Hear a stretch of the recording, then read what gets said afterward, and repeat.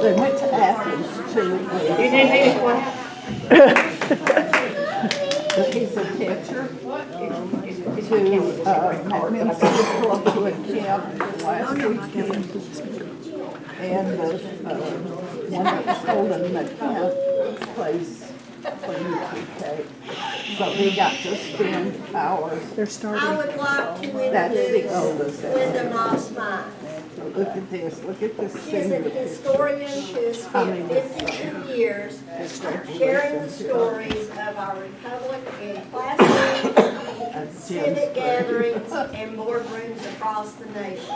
There's the little one. She is the official Chattanooga and Hamilton County historian, the vice chairman of the executive board for the National Medal of Honor Heritage Center, secretary of the Chattanooga Area Veterans Council, immediate past chairman of the board, Erlanger Health System, and the chairman of the Chattanooga Parks and Outdoors Commission, where she is working on a new Hamilton County, Chattanooga Hamilton County Veterans Memorial Park. Linda spends much of her time writing about history for the Chattanooga Times Free Press, the Patriot Post, and other publications. Retired but not stopping anytime soon, Linda loves talking history. Let's welcome Linda.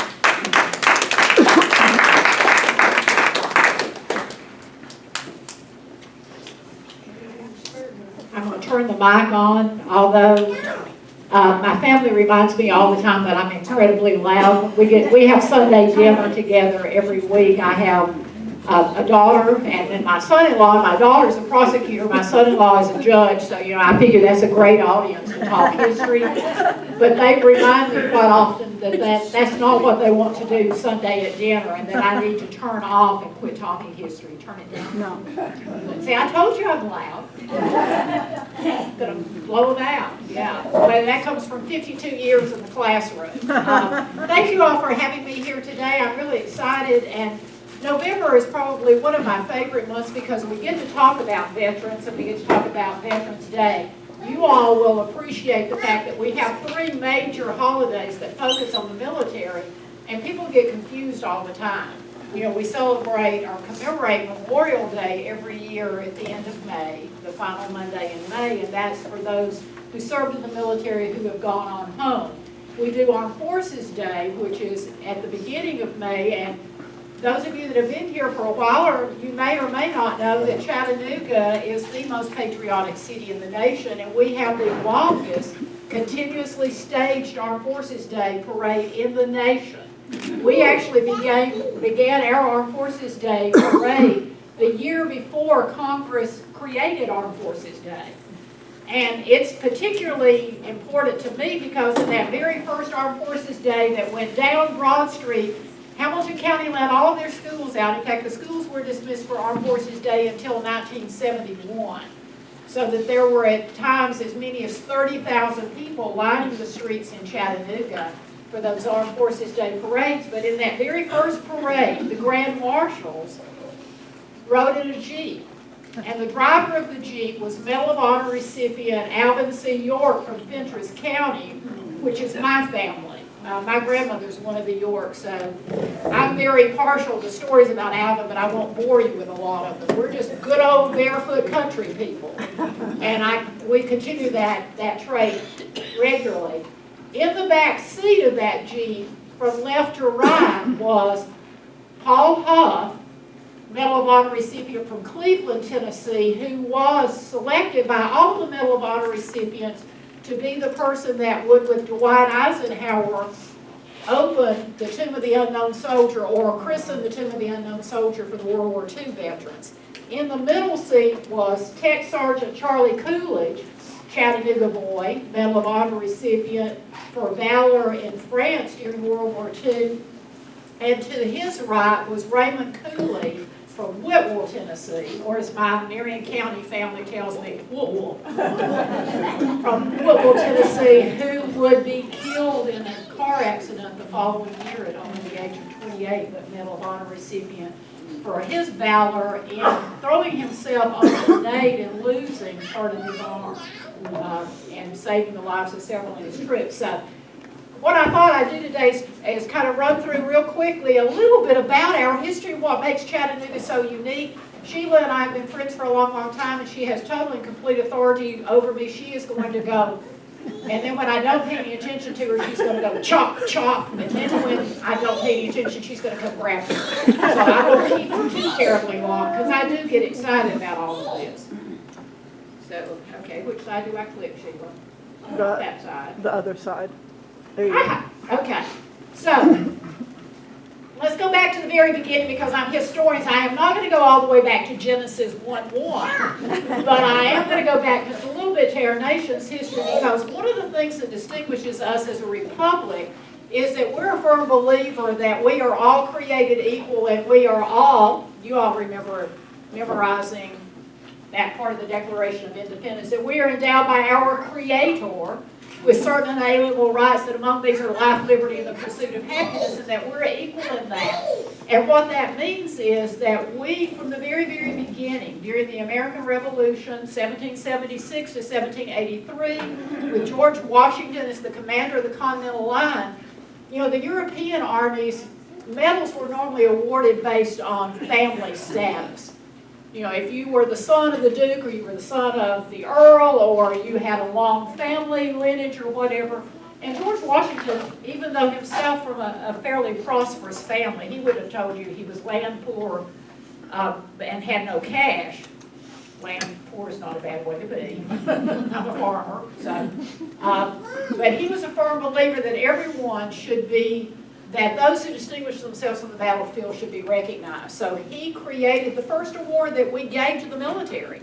And it was not to just go to officers, which had been the European tradition. It was to those who sacrificed their lives, their fortunes, and who bled on the battlefield. That's what the first Purple Heart actually looked like. That was designed, Washington drew it out on a piece of paper, and women supporting the Continental Line stitched them, and if you were wounded in combat, you received the Purple Heart as a signature. Today, of course, it is a gold-looking medallion with the purple in the center and Washington's profile on it. We have a very active Purple Heart Society here in Hamilton County. What I thought I'd talk a little bit about today, though, are the Medal of Honor recipients, because we are in a unique position to really pay a lot of attention to them and to talk about the characteristics of those recipients, because they're the same characteristics that make us a good neighbor, that make us a good friend, and that is that ability to focus on 6 basic characteristics: commitment, citizenship, courage, sacrifice, integrity, patriotism. And we know that every Medal of Honor recipient who has ever been awarded our nation's highest medal, which the Medal of Honor is the highest military combat medal you can receive for extreme valor on the battlefield. You'll hear people sometimes refer to it as the medal that you receive when you've gone above and beyond the call of duty. The truth of the matter is, everyone who has ever served in the military, whether in combat or in support, has gone above and beyond what the expectations would be for them. But the idea that you would go into combat and you're thinking constantly about the brother to your left, the sister to your right, who's behind you, who's in front of you, is that reminder that we talk about all the time with the Medal of Honor, and that is, greater love hath no man than. You all are Baptists, you know the rest of that. I'm an Episcopalian now, but I was raised Free Will Baptist on the Cumberland Plateau. So you know, we memorized our Bible verses. We did sword drill every Sunday night for an hour. Amen. Amen. You know, give me my Bible. I can do that still. I have 2 grandchildren, and they sometimes will say something about a book, and I'll go, you know, Ezra, Nehemiah, Esther, Job, and they'll go, how do you know that? I memorized it when I was 7. I may be 72, but I still remember that. But that greater love hath no man than this, that he would sacrifice, lay down his life for a friend. And that's what everyone who's ever put on the military uniform has signed themselves up to do, whether they were drafted or whether they enlisted. And they did it for me. a citizen of this republic that they didn't even know in most cases. And it is so indeed the story of faith, the story of living what we say we believe, and all of that is in these 6 characteristics. You know, I spend an awful lot of time with our Medal of Honor recipients, and I'm going to walk you through and introduce you to a couple that you know, and then we'll talk a little bit more about some exciting things that are going to be going on here in Hamilton County. So, the very first Medal of Honor recipients were awarded the medal for an action that took place here in Hamilton County, in Chattanooga, Tennessee, 1863. Chattanooga is the birthplace of the Medal of Honor. And we wear that very, very proudly. As county and city historian, I talk about it here. I talk about it. I just got back from San Antonio last month, the National Medal of Honor Conference convention there with all the recipients, well, almost all the recipients. We talk about it constantly because it occurs here. I don't know how many of you are old enough to have grown up seeing the Walt Disney Fess Parker Great Locomotive Chase. The rest of you are fibbing. You either didn't see it or, you know, we are all old enough to remember that. Listen, Fess Parker was probably my first crush, and it didn't matter if he was James Andrews or he was Davy Crockett or he was Daniel Boone. I thought he was the epitome of every frontier fighter. 1863 Andrews Raiders, and that's the sketch that was drawn at that point. We have a chance that we get to spend a little bit more time with them because of those 22 who are recipients of the Medal of Honor. You'll notice that there are now, actually there are more than that, but there are now 6 of them who are buried at the Chattanooga National Cemetery. And what they did in a very, very quick summary is they were Union. And the Raiders themselves were Union soldiers. James Andrews, who organized the raid, was a civilian. And you'll see Andrews' tombstone is the top one on the left. And he is not a Medal of Honor recipient because the Medal of Honor is for valor in combat by a soldier. So he did not receive the Medal of Honor. We were in Washington, D.C. in July of this year when the 2 final recipients who were buried at Chattanooga, Philip Shradrick and George Wilson, the president had the families, had those of us from the National Center in Washington, at the White House, at the Pentagon, for the presentation of the Medal of Honor to those 2. And they are now, their tombstones now have to go. Couldn't find my photographs. I should have asked Sheila because she would have had the photographs because we were all part of the ceremony when they were unveiled last month, I guess it was. But anyway, they came together. They knew that for the Union to break into the South, they needed to take Chattanooga. In fact, when General Winfield Scott, who was old fuss and feathers from the Mexican War, drew up the plans on how the Union could win the war, it was the Anaconda Plan for the snake, and it was basically they were going to encircle the South, squeeze it to death. They were going to blockade the ports. They were going to take the Mississippi River. They were going to cut the northern part of the South, the last 4 states that came out in March of 1861, from the 7 deep states that had come out in December of 1860. And then they were going to take Chattanooga. Chattanooga, because that's where the river and all the railroads came together. Well, Andrews Raiders, what they decided they were going to do was they were going to keep the Confederate Army from resupplying the Army in Chattanooga. And so they in disguise, in civilian clothing, which meant immediately if they were captured, they would not have military rights. They would be spies and they would be hanged. And they knew that and they volunteered to do it anyway. But they went all the way to Kennesaw, Georgia. And in Kennesaw, Georgia, they stole a train. That is the General. Some of you were here in Chattanooga when the General resided downtown until 1971, when the mayor actually planted himself and the sheriff and a bunch of other folks on the train to keep Georgia from taking it, and Georgia took it anyway. But because we had it for, at that point, 70-something years it had been here in Chattanooga. But technically it belonged to the railroad, and the railroad wanted it in Atlanta. But that's the General. They seized the General. It was funny, the the conductor, the engineer on the general, they had stopped at a little place called Big Shanty, which is Kennesaw, Georgia nowadays, gone in to have breakfast, and they're sitting there eating breakfast when the engineer looks out the window and goes, I think that's my train. I think that's my train moving. That's my train. And they gave chase as James Andrews and the Raiders had gotten on the train, fired it up, and took off racing north. The people who had, the train folks who had been on the train before came rushing out. Eventually they will commandeer a second train to Texas and give great chase. And it's a fascinating story if you haven't read about it. But anyway, it goes really, really well until, and what they're doing is they're stopping every so often. They're burning the bridges. They're tearing up the train tracks so that the Confederates cannot reinforce Bragg and his army, which is here in Chattanooga, having been successful. We can say successful at Chickamauga. It was a Pyrrhic victory, 26,000 casualties in 3 days of fighting. Neither side wins in that kind of conflict. But anyway, they're doing really, really good until they get almost to Ringgold and they run out of coal and wood because those are steam engines.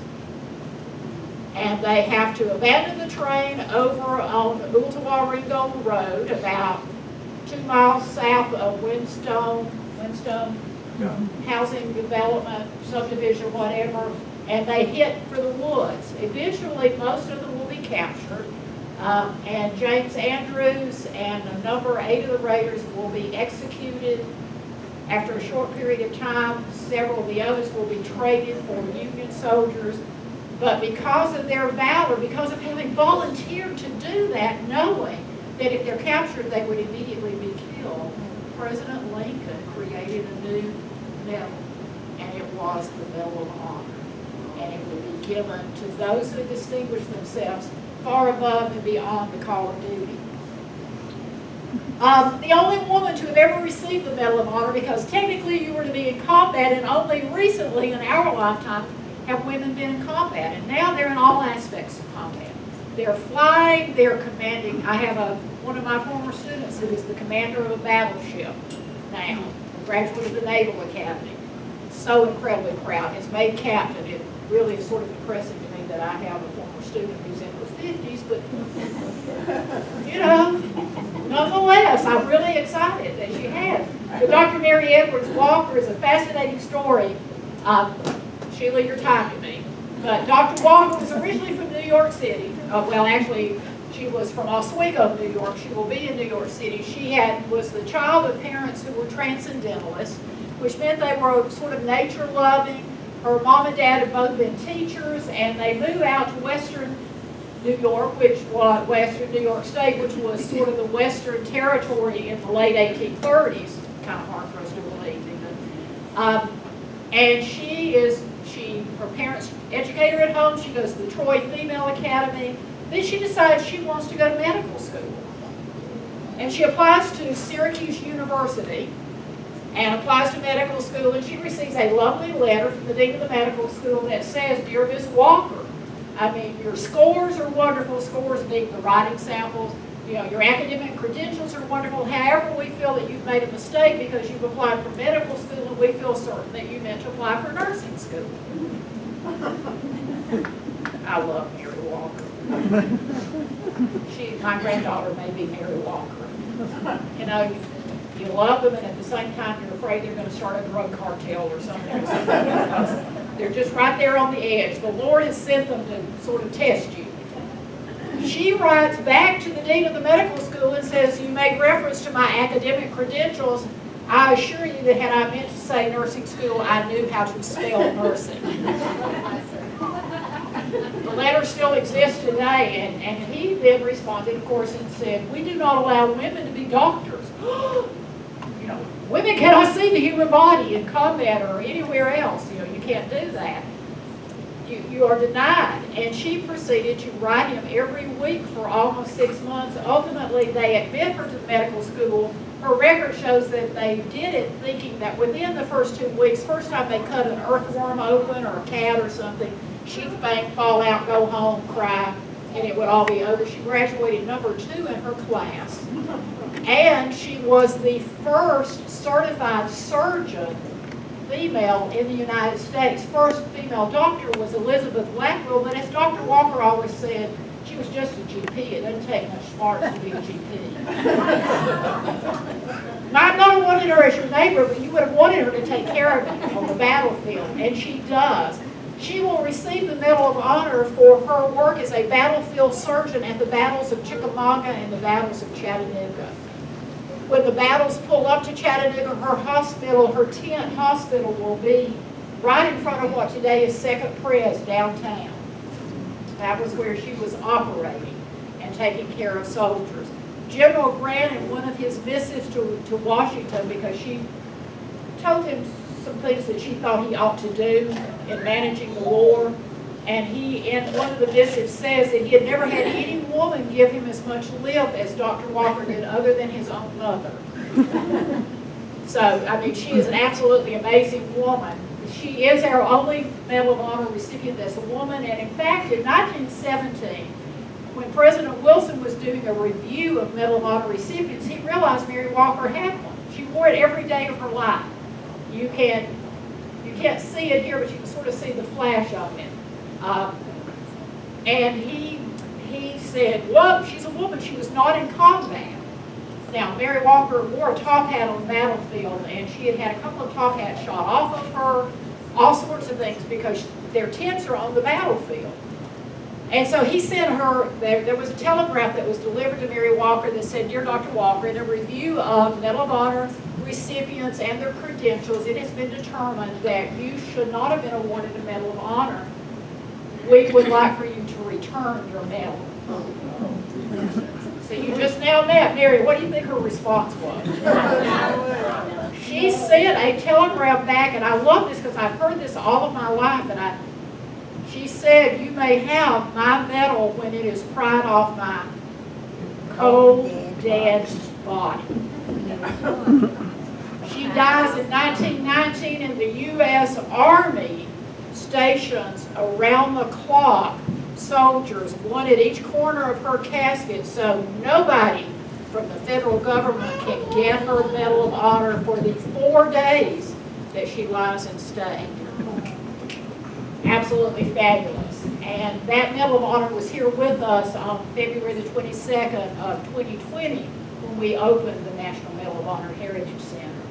Then it went back to Oswego. I'm thinking we could do a raid. Going to mention George Jordan real quickly. I'll talk quickly because I know you all have places to go and things to do. George Jordan is one of my heroes. George Jordan was born in Williamson County, Tennessee. That's Franklin. And he was born a slave. And he remains a slave until the American Civil War ends, and he is awarded his freedom. Now, the problem is George Jordan's been a farmer. He has no land, he has no money, he has no education. He's looking around trying to decide what he wants to do, and the one thing that is true always, from the time of the American Revolution until today, the military is the great equalizer. If you want to get an education, the military is the place to do it. You can make rank in the military regardless of your socioeconomic background. George Jordan joins the military. He has a white captain who recognizes that he is innately really, really smart and teaches George Jordan, the adult George Jordan, how to read and write. George Jordan excels. His captain recognized he had this skill of leading people, and that's something I think people are often born with. They just genuinely like people like him, they can get people to do things. He will rise to the point that he becomes first sergeant. He is fighting on the frontier. He serves in the U.S. Army for 30 years. He is nominated twice for the Medal of Honor. He will be awarded the Medal of Honor. They put them together, they award him the Medal of Honor, and he serves out his career as a part of the really famous 13th Corps of the Buffalo Soldiers, if you're familiar with the Buffalo Soldiers. Absolutely amazing soldier. What I love about George Jordan, what always gets to me, is George Jordan retires out of the military. He and another Buffalo soldier and their families buy a ranch together in Kansas because his last posting had been at Fort Sill. He's out there on what we call flatland country.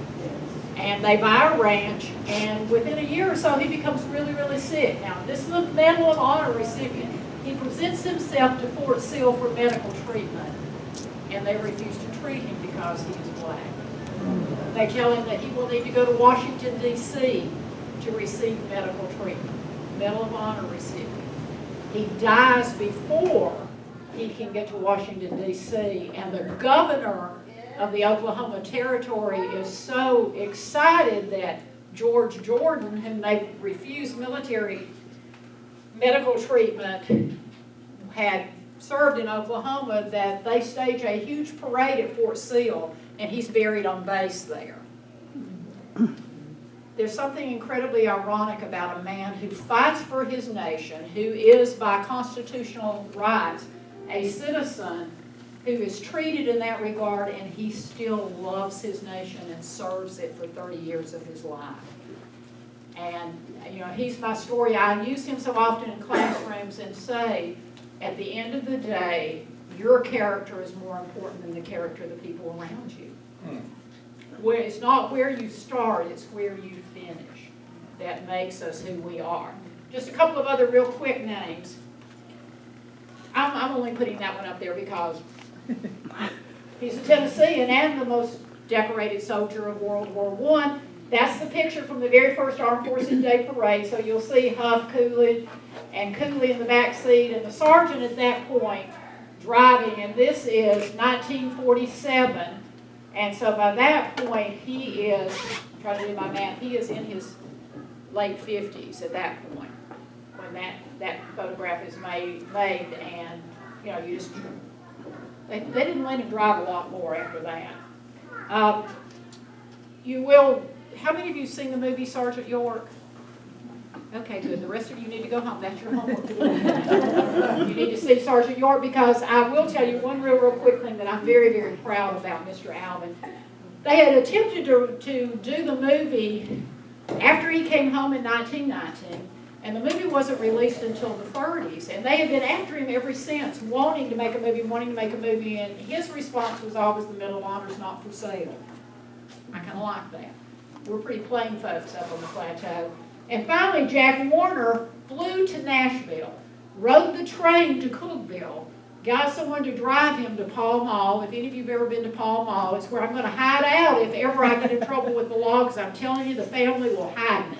And nobody else will ever find me, because it is remote Fentress County. Jack Warner comes and says, we're going to make the movie, Mr. York, whether you want us to or not, the question is, do you want to have some control over what is said? How much money will it take you to agree to help us with the movie? And Mr. Alvin says, I don't want any money, but I tell you what I do want.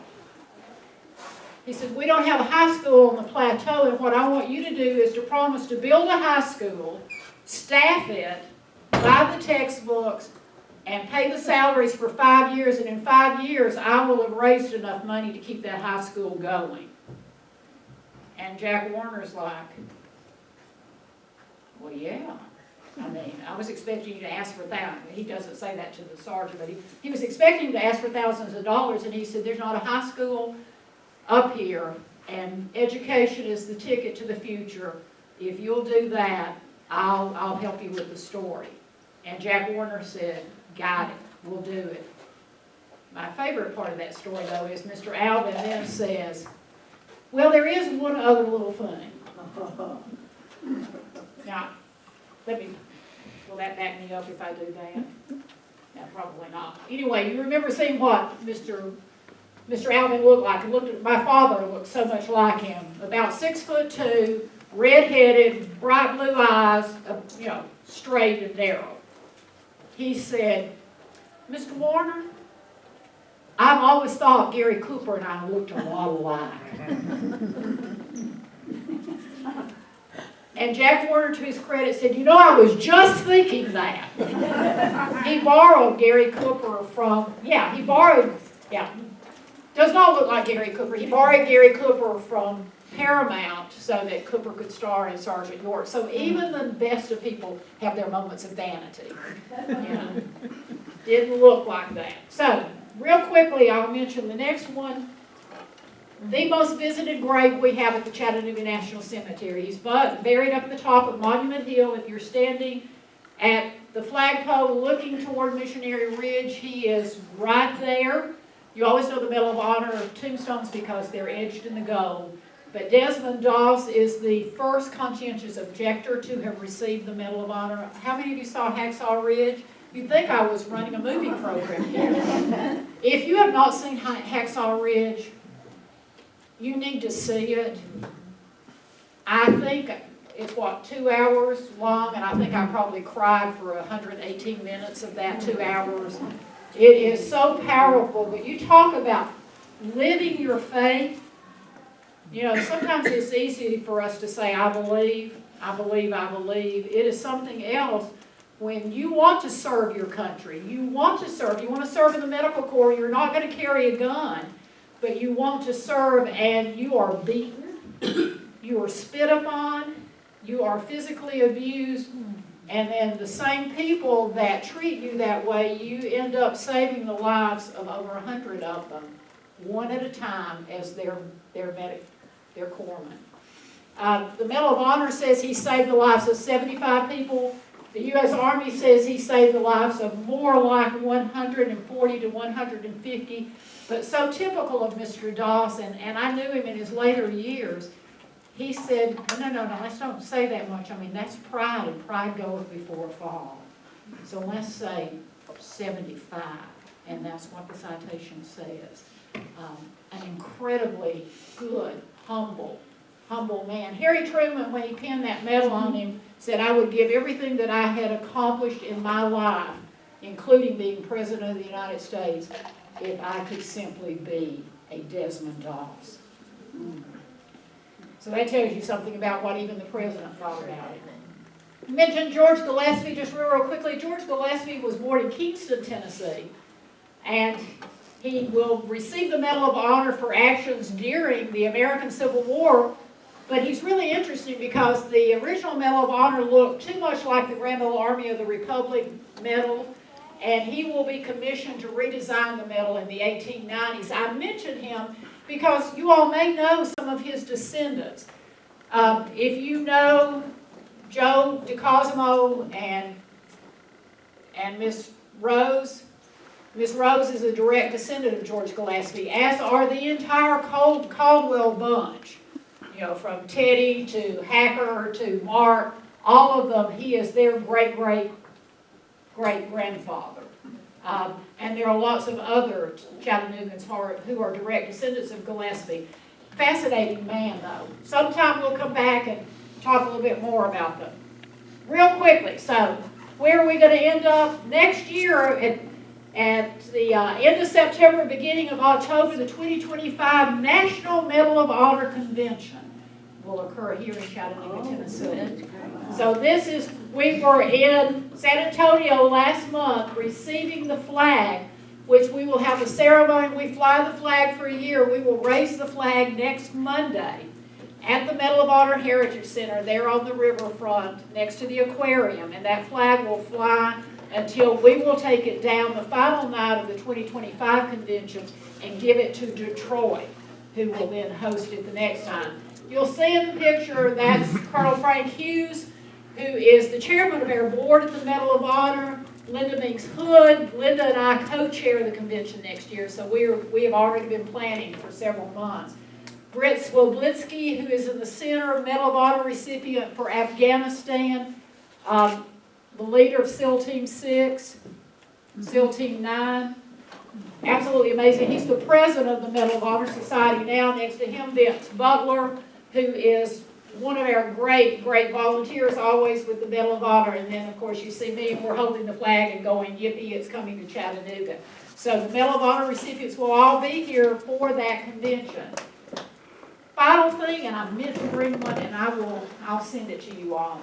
One of the things that our major purpose in having the Medal of Honor Heritage Center is not just to sort of sit around and look at each other and talk about it, but we're in classrooms every day.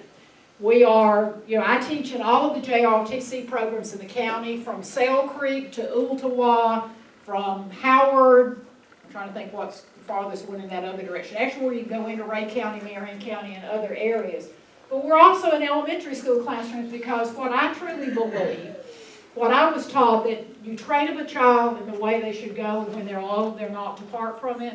Yes. So what you'll see on screen is a book that I wrote 3 years ago now, with a lot of help, a lot of support from Mark Caldwell, who is one of my great mentors, from B.B. Bell, who is my mentor. But it's 6 stories in the Medal of Honor. It has been published. It's in every middle school and elementary school across the nation as a result of a grant. And I usually carry copies with me, but I switched vehicles. I will send one back that you can have here for children's ministry, because what it taught, you're in a classroom, it's young students in a classroom, and they're taking the characteristics and how they can apply them with their friends, with their family. You don't have to save the world. Every day you can make a difference wherever you happen to be planted. And that's what we believe that the Medal of Honor teaches all of us, is that each of us has a divine spark within us given to us by the Creator. And ordinary people can do extraordinary things by the grace of God. And that's what we believe. So thank you all for having me here today. You all have been a wonderful audience. Come see us at the Medal of Honor. Come see us wherever we are. By the way, every second Sunday at the Medal of Honor at 2 o'clock in the afternoon, I teach Tennessee history. It's free. We started this year's class back in September. Love to have you come. If you're interested in Tennessee history, it'll go on for 2 years. I did Chattanooga history for 2 years. Now we're doing Tennessee history. Come join me. We have a lot of fun. History is, I know history was all of your favorite subjects in school, right? Raise your hand if it was your favorite subject. The rest of you, I know you're in a church building, but lie. Tell me it was your favorite story. I mean, it is. It's the story of our nation. It's who we are. But anyway, thank you all so much for having me. December 14th. November 14th. December. December 14th. And we will be fighting the Battle of Kings Mountain, and we'll actually be bringing the highest number of Revolutionary War patriots that will come into what will eventually come into Tennessee will come to Bledsoe County, and from there they disperse south. So come and we'll talk about dead people. It's so much fun. Wreaths, December 14th. Oh, Wreaths Across America. See, she was back there. December the 14th, we will be placing wreaths at the Chattanooga National Cemetery, Wreaths Across Chattanooga. Our wreaths are $10 a wreath. A lot of people think that the Veterans Department and others place the wreaths on the graves. They do not. Private citizens do. Last year, for the first time, I've been involved in wreaths now. This will be my 13th year. Last year, for the very first time, we put a wreath on every grave. 49,600. We broke with Wreaths Across America 2 years ago because we believe that no one should make profit from the graves of our fallen patriots. We are an all-volunteer staff. Sheila's part of it. There are a whole group of us. Mickey McCain, which many of you probably know, Mickey is chair, I'm vice chair. If the least that I can do is make certain that we place those wreaths, we step back, we read the names aloud, because what my mom and dad taught me was that as long as you say someone's name, they're never truly dead. They're never truly gone. And we will not forget the patriots who gave us that freedom. So thank you. Now I'm taking it off.